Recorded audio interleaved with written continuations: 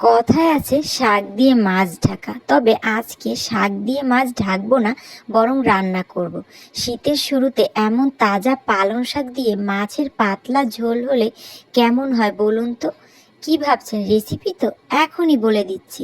তো চলুন ঝটপট দেখে নিই মজাদার এই পাতলা মাছের ঝোল। আসসালামু আলাইকুম, ওয়েলকাম টু চেস্ট লাইফ। এখানে আমি কই মাছ রান্না করব। তো এই জন্য আমি ফার্স্টে কই মাছটা নিয়ে নিচ্ছি। আমি আগেই কেটে রেখেছিলাম। এখন এখানে খুব ভালোভাবে ধুয়ে মাছগুলোকে একটু হলুদ আর মরিচের গুঁড়ো মাখিয়ে নেব, কারণ আমি মাছগুলোকে একটু ভেজে নেব।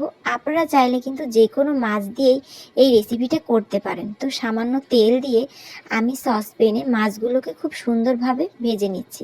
উল্টে পাল্টে একটু শক্ত করে এগুলোকে ভেজে নেবেন, তবে একদম হার্ড করার দরকার নেই, তাহলে মাছের যে অথেন্টিক স্বাদ সেটা পাবেন না।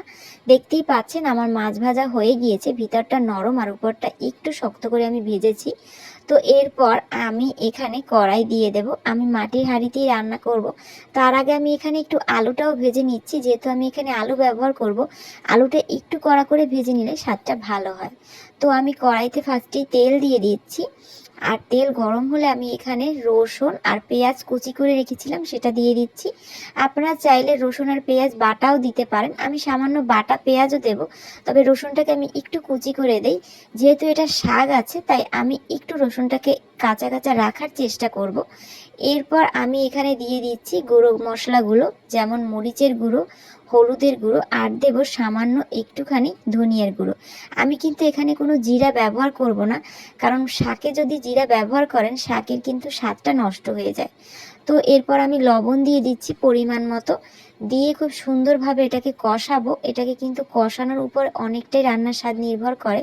তো কষানো হয়ে গিয়েছে, এখন আলু দিয়ে আর একটুখানি কষিয়ে নেব। এটাকে আমি 5 মিনিটের মতো কষানোর পর এখন ঝোলের জন্য পানি দিয়ে দিচ্ছি। আপনারা যেমন পরিমাণ পানি অ্যাড করতে চান সেই অনুযায়ী দিবেন।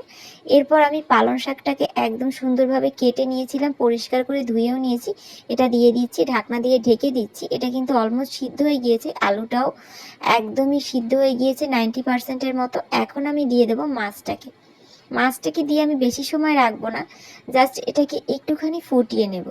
তো আমি এটাকে এখন আরও কিছু সময় ঢেকে রাখছি। দেখুন আমার মাছের ঝোল কিন্তু একদমই তৈরি।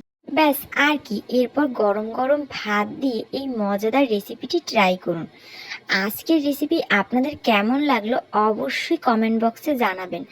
আরও শীতের কি কি মজাদার রেসিপি দেখতে চান তাও জানাতে পারেন। আজ এ পর্যন্ত, সবাই ভালো থাকবেন। আল্লাহ হাফেজ।